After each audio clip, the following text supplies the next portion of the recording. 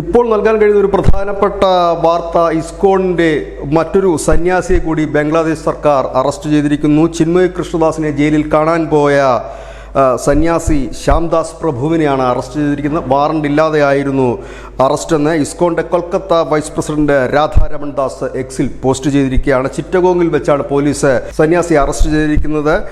അതുകൂടാതെ തന്നെ ഇസ്കോണിന്റെ സ്ഥാപനങ്ങൾക്ക് നേരെ മതമൗലികവാദ സംഘടനകളുടെ വലിയ ആക്രമണം ഇന്നുണ്ടായി. ബംഗ്ലാദേശിലെ ഭൈരവയിലുള്ള ഇസ്കോൺ കേന്ദ്രം തകർത്തു. അവിടെ ഒരു ക്ഷേത്രവും ക്ഷേത്രത്തോടനുബന്ധിച്ചിട്ടുള്ള ആശ്രമത്തിന്റെ ചില സ്ഥാപനങ്ങളുമാണ് തകർത്തത്.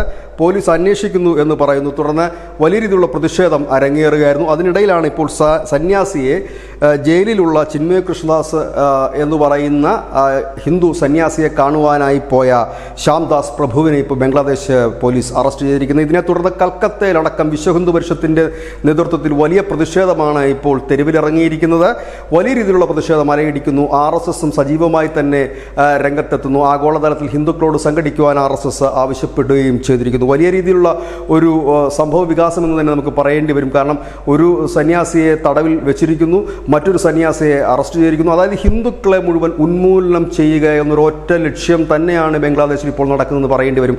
സന്യാസിയെ അറസ്റ്റ് ചെയ്യുന്നു, അതിന് തൊട്ടു പിന്നാലെ ഇസ്കോണിന്റെ സ്ഥാപനങ്ങൾക്ക് നേരെ ആക്രമണം അഴിച്ചുവിടുന്നു, ക്ഷേത്രങ്ങൾ തകർക്കുന്നു. കഴിഞ്ഞ ദിവസം 3 ക്ഷേത്രങ്ങളാണ് തകർത്തതെങ്കിൽ ഇന്ന് ഇസ്കോണിന്റെ ക്ഷേത്രവും സ്ഥാപനങ്ങളുമാണ് തകർത്തത്. News India Malayalam.